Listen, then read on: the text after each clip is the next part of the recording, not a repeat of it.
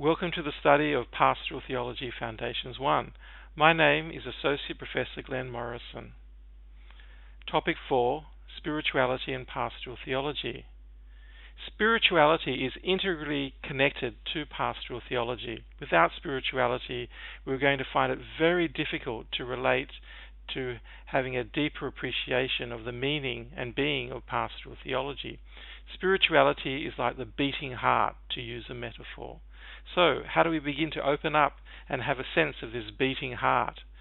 Spirituality is very much the search for meaning. It is a quest for deeper understanding, how we can be connected to one another, have a greater sense of personhood, of relationship, how we can simply talk to God. Moreover, how we can begin to listen to our own soul, to our own inner experience of God's light, journeying into our hearts and minds and strength. Spirituality nurtures pastoral care. Spirituality leads us to a road towards healing, towards understanding the world of the other in all their suffering and experience of loneliness. Spirituality nurtures us to witness to the peace and goodness of God, to have a sense of the emotions we encounter, those deep emotions which cause much turbulence and turmoil within our world. Spirituality gives us strength, gives us a foundation to mediate God's loving self-communication, to mediate a word of healing. Catholic spirituality has a wonderful history, going back indeed, embracing the Old Testament and the New Testament, the words of Jesus in the Gospel, the words of St. Paul. And we have an array of saints through the early church, medieval times, and modern times and contemporary times. So the early church, like St. Gregory of Nyssa and St. Augustine, and then later on moving towards even the writings of St. Augustus, St. Francis of Assisi, St. Ignatius of Loyola, St. Teresa of Avila, St. Dominic, and St. Therese of Lisieux, the Curé of Ars, St. Jean Vianney. There are so many wonderful saints and modern saints which certainly bring us to a greater sense of what is at the heart of people's lives.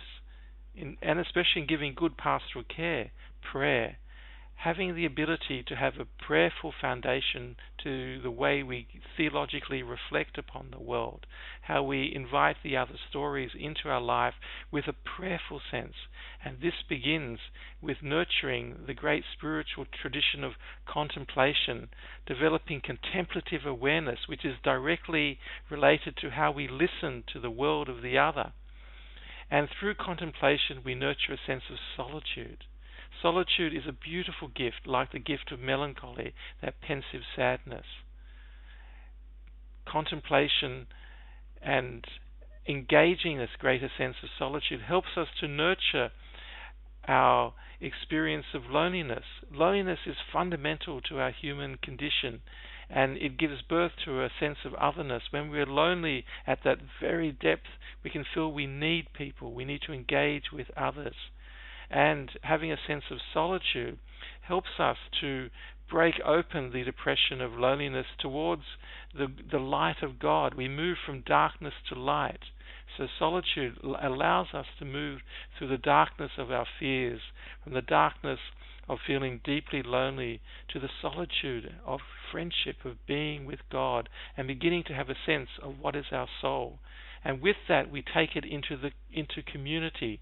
Spirituality and community gives us a sense of hospitality and how we can nurture all of our senses so that we can have a greater seeing of what St. Paul witnessed in his first letter to the Corinthians, of what no eye has seen, nor ear heard, nor heart conceived, what God has prepared for those who love God.